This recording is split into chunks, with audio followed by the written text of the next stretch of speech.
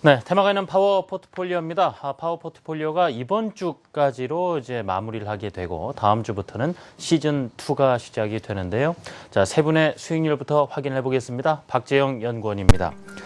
나이스정보통신이 지난 시장에서 3%대 상승하면서 60%를 넘어섰습니다. 뒤를 이어 부광약품과 삼진제약이 30%대, 마이크로컨텍스얼, 신흥, 현대공업, PSK까지 플러스 수익 내고 있습니다. 하츠가 약세군요. 누적 수익률은 27.73%입니다. 오늘 만나보실 신영목 팀장의 포트폴리오입니다. 메디톡스가 어제 2%대 또 상승을 하면서 63%대로 올라섰습니다. DHP 코리아가 50% 또 이상이군요. 다음 그 뒤를 이어서 휴온스와 비트컴퓨터, 내추럴 엔도텍까지 플러스 수익권. 시젠과 대화제약이 약세입니다. 누적 수익률은 45.15%입니다. 황보원경 차장입니다. 종목별 순위 변동이 많았습니다. 세운메디칼이 2%대 상승하면서 다원CS보다 앞섰군요. 29%대 수익률 보이고 있고요. 그 뒤를 이어 다원CS와 가온미디어, 네오팜, 그리고 코나아이, 비치로셀, 골프존까지 모두 플러스 수익권이 있습니다. 누적 수익률은 27.61%입니다. 자, 오늘 메리츠 종금증권 강북금융센터 신영목 팀장과 함께하겠습니다. 다음 주부터 이어질 시즌2에서도 이 팀장님 뵙게 될 텐데요. 자, 이 잠잠해지는 듯한 외국인 매도가요, 또다시 코스피 반등의 발목을 잡았습니다. 장 초반만 해도 좀 매수세가 들어오나 싶었는데 바로 반전을 하더군요. 모르겠습니다. 요새요, 바이오 헬스케어 업종은 그런 가운데서 상당히 잘 나가고 있습니다. 업황 확인을 다시 한번 해보면 어떨까 싶은데요. 일단 전체적인 포트 리뷰를 먼저 말씀드린다고 한다면 외국인들이 전체 시장에서 좀 매도세가 계속 나옴에도 불구하고 바이오 헬스케어 업종으로는 여전히 매수세가 좀 계속 유입되는 종목들이 많거든요. 역시 대표적인 종목으로는 메디톡스 보시면 될 것 같고요. 이제 특히 메디톡스 같은 경우에는 아마 향후에는 지금 코스닥이나 개별주에 이제 컴투스나 게임빌 다음과 같은 어떤 이 섹터를 대표하는 주도주로서 좋은 흐름이 계속 나올 것 같거든요.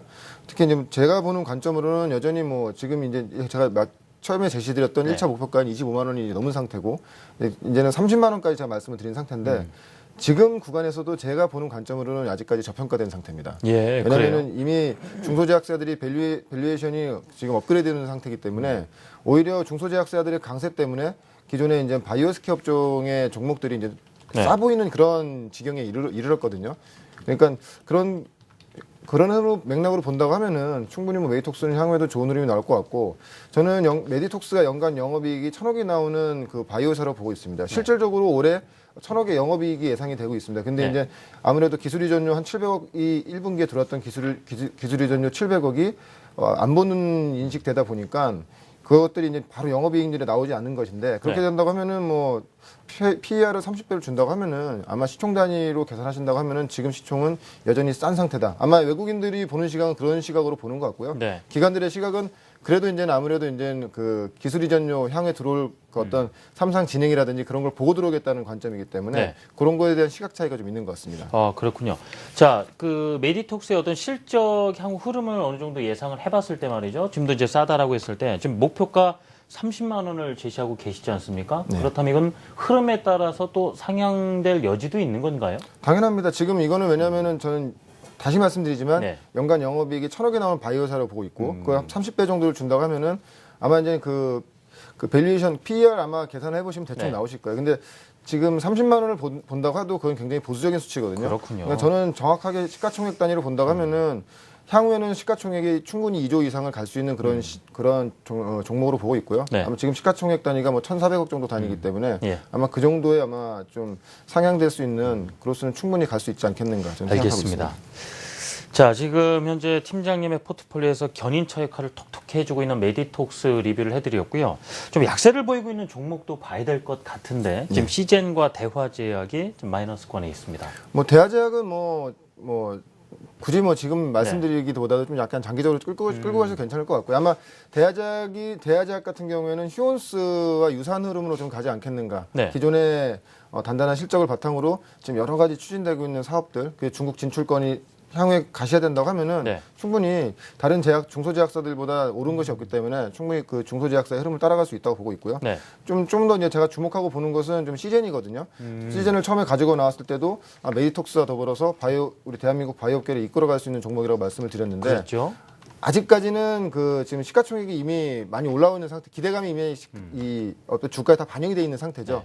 이제 뭔가를 보여줘야 된다는 것이죠. 메디톡스는 엘러건과의 계약권을 체결을 통해서 그 뭔가를 보여주고 주가 역시도 뭔가를 지금 보여주고 있지만 시제는 좀 아직까지 지금 2, 3년 동안 끌고 왔던 글로벌 B2B에 대한 기대감이 아직까지 있거든요. 근데 제가 보기에는 이미 그 계약 단위 자체가 길게 끌어온 만큼 이제는 어느 정도 성사 단계에 오지 않겠는가. 만약에 시즌이 그동안에 끌어왔던 글로벌 B2B가 어느 정도 가시화 된다고 하면은 아마 좀 바이오 업종으로는 좀 상당히 강한 흐름이 나오지 않겠는가. 저는 그렇게 예상하고 있습니다. 지금까지 뭐 시즌 같은 경우에는 차트가 막 오르내린 부침이 심하다 보니까 투자자 입장에서 되게 갈피를 잡기 힘들고 투자에 접근하기가 힘드셨을 거예요. 좀 긴 안목으로 가져가면 충분히 좋은 결과 있을 것이다. 이런 말씀이군요. 단순히 어떤 기대감만으로 제가 이 종목을 말씀드린 것이 아니고요. 이미 단단한 실적을 지금 계속 실적이 계속 성장세에 지금 올라온 상태이기 때문에 자금 경부함 지금 이미 우리나라 지금 보험수가 이제 항목 적용이 되는 상태이기 때문에 그런 부분도 뭐 충분히 실적주로도 보셔도 부족함이 없는 종목으로 판단하고 있습니다. 지금 포트폴리오에 7종목이 담겨 있습니다. 그 외에 좀 업데이트해 주실 만한 종목들이 또 혹시 있을까요? 종목에 대해서 이제 말씀드리기보다는 이제 정리하는 관점에서 향후에 제약바이오 산업이 어떻게 갈 수 있는 거에 대해서 간단하게 말씀드리는 게 저는 좀 좋다고 지금 뭐 요새 뭐 제약주도 그렇고 헬스케어 업종도 그렇고 워낙 주목을 받고 있는 시기다 보니까 그래요. 그 향후 어떻게 좀 시각으로 유지 가능할까요? 지금 중소제약사들이 상당히 강한 흐름이 나오고 있는 배경에는 이 안정적인 매출과 그리고 향후 성장에 대한 어떤 프리미엄을 지금 계속 주고 있는 상태거든요. 최근에 보시면 아시겠지만 뭐 파워 포트폴리오에도 보시면 아시겠지만 30%에서 50% 정도까지 그 단기적으로 상승한 종목들이 많은데 실질적으로 그 올해 실적을 열어보면은 그 정도 단위까지는 실적이 뭐 크게 그 올라가는 종목은 그 회사는 거의 없어요. 그러니까 만약 전년도에 하면 1,000억 정도 매출이 나왔다고 하면은 올해는 한 1,050억 정도가 나는 정도 수준. 그런 정도로 점진적으로 상승하는 그 패턴이 나오는 것이 이 중소제약사거든요. 근데 아무래도 보시면 아시겠지만 시장이 워낙 성장 업종이 없다 보니까 그리고 이제 매출 단위들이 좀 계속 이제 매출과 영업이익이 깎이는 그런 섹터들이 많다 보니까 상대적으로 좀 안정적인 종목들을 찾고 그런 섹터를 찾다 보니까 이 중소제약사에 좀 더 매수세가 몰리는 것 같거든요. 그 최근에 이제는 거래소 쪽 보시면 아시겠지만 굉장히 좀 흐름이 안 좋음에도 불구하고 중소제약사 그리고 바이오스케 업종은 점점 더 강화되는 그런 흐름이 나오고 있거든요. 그래서 지금 아직까지는 좀 더 제가 생각하기에는 이런 식의 판단은 약간 시기상조가 될 수 있다고 하지만 제가 보기에는 만약에 시장이 이런 식으로 고착화 된다고 하면 향후 중소제약사를 중심으로 한 바이오스케 업종이 좀 메가 트렌드가 될 수 있는 그런 가능성이 있지 않겠는가 저는 그렇게 생각하고 있습니다. 예, 지금 저번에 업황 앞으로 향후 어떤 행보를 보일 것인가에 대해서 말씀을 들어봤습니다. 혹시 추가하실 부분은 없으신 거죠? 하실 말씀 하셨습니까? 예, 뭐 약간 관심주로 다시 말씀드려야 될 종목 같은 경우에는 그 대형 제약사로는 저 한미약품을 굉장히 좋게 보고 있거든요. 근데 아마 차트 열어보시면 아시겠지만 한미약품은 거의 이제 신저가가 지금 나오는 상태인데 어떻게 보세요? 아마 이제 추천드리는 분은 아마 없을 거예요. 그렇지만 관심을 가져보자 하는 분들이 많이 없을 건데. 근데 한미약품 같은 경우에 그냥 간단하게 말씀드리면 이 동이 트기 전에 가장 어둡다. 왜냐하면 우리나라 제약사 중에서 가장 많은 R&D 비중에 투자를 하고 있고 거의 배 이상을 좀 투자를 하고 있거든요.